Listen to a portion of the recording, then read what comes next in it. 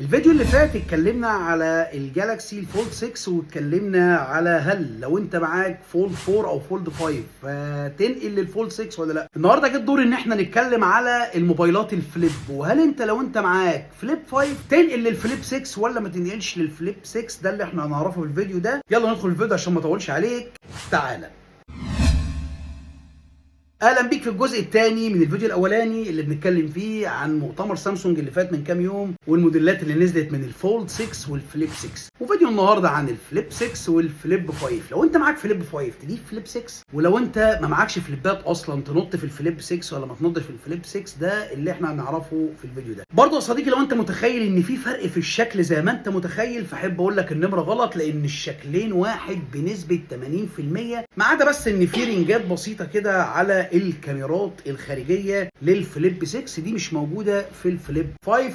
بتديها شياكه، بتديها شياكه، بتديها حفاظ من الخبطات على العدسات، بتديها حفاظ. يلا ندخل على اول حاجه بنتكلم عليها دايما، الا وهي الشاشات. وهل في فرق بين الشاشه بتاعت الفليب 6 والفليب 5؟ فيا صديقي هو فعلا في فرق، بس فرق بسيط. هنتكلم عن الشاشه الداخليه. طبعا الشاشه الداخليه هتجيلك فولدبل دايناميك ال تي بي او 2 اكس 120 هرتز، وهتديك 2600 نتس، ودي جديده قوي على الفليبات، لان الفليب 5 واي فليب تاني، بس خلينا في الفليب 5، بتيجي برضو من فولدبل دايناميك بس مش ال تي بي او، فعشان كده النتس هتلاقيه من 1000 ل 1200 نتس تقريبا، فانت بتتكلم في ضعف النتس. فلو انت بتصور، لان دايما الموبايل ده بيبقى مع الناس اللي بتحب تصور والحاجات اللي هي الخفيفه، فلو انت بتصور في الشمس فيا صديقي انت لازم تنط على الفليب 6 وما تفكرش اي فكره ان انت تجيب الفليب 5. ولو انت بتصور في الشمس وبتشتغل على الموبايل في الشمس ومعاك الفليب 5، فاحب اقول لك يا صديقي مبروك، يلا انقل على الفليب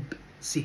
الشاشتين نفس المقاس من الداخل، بتيجي شاشه 6.7 بوصه. ومن الحاجات الجميله برضو الشاشه الخارجيه بتاعه الفليب 6 بتيجي ب 2600 نتس، برضو سوبر اموليد 2600 نتس، فدي حاجه جميله جدا. فالفليب 5 كان ناس اشتكت منه ان هو في الشمس النتس بتاعته ضعيفه، مش 2600 نتس تقريبا، برضو 800 نتس او 1000 نتس، انما ده 2600 نتس من الشاشه الخارجيه. كمان في خلفيات صايعه كده شويه، ان انت لما تبقى ماسك الموبايل ومعاك الشاشه الخارجيه وتنقل يمين وتنقل شمال، تبص تلاقي القلوب بتتحرك معاك اكنك ماسك علبه فيها ميه، والقلوب كل ما تقلب بتتقلب معاك. فدي حته صايعه بصراحه عجباني. والشاشه الخارجيه بتيجي طبقه الحمايه بتاعتها جوريلا جلاس فيسكس 2 طبعا زي الفليب 5. وزي ما احنا متعودين ان احنا بننقل على طول بعد الشاشات بنتكلم دايما على الكاميرات، وهنا هتلاقي تغير حلو في الكاميرات، هتلاقي تغير حلو. ده ليه يا صديقي؟ ده عشان الكاميرا الاساسيه في الفليب 6 بتيجي 50 ميجا بكسل، انما في الفليب 5 كان 12 ميجا بكسل، فانت نقلت الكاميرا في حته ثانيه خالص. انا بكلمك على الكاميرا الوايد الاساسيه 50 ميجا بكسل ل 12 ميجا بكسل، فرق كبير. فلو انت بتغاوي التصوير ومعاك فليب 5 وعايز تعلم من فئه التصوير بتاعتك كمان مع النيتس بتاعت الشاشه، يبقى مبروك كده انت تغير تخش في الفليب 6. كاميرا ثانيه الترا وايد 12 ميجا بكسل، في الفليب 5 12 ميجا بكسل برضه، يعني كده في الكاميرات الالترا وايد انت متعادل. الجهازين زي ما هم بيصوروا 4K، مفيش ولا جهاز فيهم بيصور 8K. الكاميرات الاماميه نفس الكاميرات الاماميه 10 ميجا بكسل HDR تصور 4K.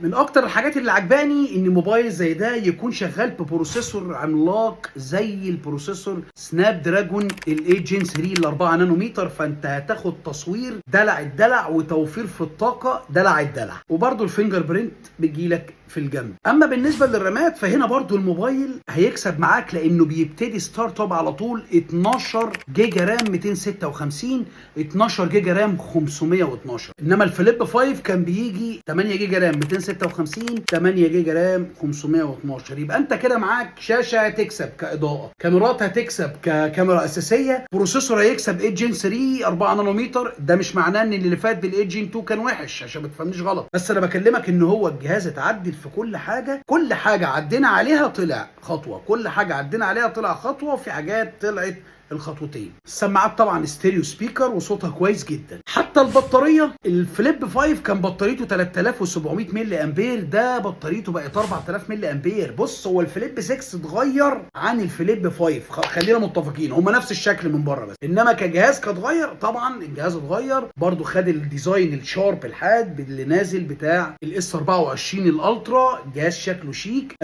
بعد بعض الفيتشرز بقى اللي نازله في الجالاكسي اي ان انت تقدر تصور وانت فاتح الموبايل بالعرض كأنك ماسك كاميرا احترافيه بزاويه 90 درجه، دي برضو حاجه جميله برضو في التصوير. الرد من ضمن الحاجات اللي نازله فيه برضو جميله جدا، الرد على المسجات، الرد الآلي. يعني مثلا لو حد بيبعت لك رساله معينه بيقول لك انت فين، فبيبعت لك كذا رد ان انت ممكن تدوس عليه لو انت ايدك مش فاضيه. مثلا بيبعت لك هو صاحبك قايل لك انت فين، فبيبعت لك كذا رد، انا في الشغل، انا مضغوط، انا باكل، انا بشرب، انا باخد شاور، انا في الجيم. مجرد ما هتدوس على الاختيار اللي انت عايزه اللي هو بنسبه 85% الرد اللي انت عايز تقوله هو بيكون عارفه من طريقه المسجات بتاعتك، فبيطلع لك اختيار بتدوس عليه بيروح رايح. امكانيات جميله جدا في الاي اي. برضو لو استنينا شهرين ثلاثه انا واثق ان الحاجات دي هتنزل في الموديلات القديمه والفليب 4 فليب 5 فولد 4 فولد 5. تابعني يا صديقي لو انت اول مره تشوفني، احنا بنعمل فيديوهات مقارنات بين الموبايلات الايفون والموبايلات الفلاج شيب حول العالم. بنحاول وبنسعى جيدا ان احنا نجيب لك اماكن موثوق منها نقدر نقوم بيها بخدماتك التكنولوجيه، سواء كانت موبايلات او كمبيوتر بي سي او لابتوب او ما شابه ذلك.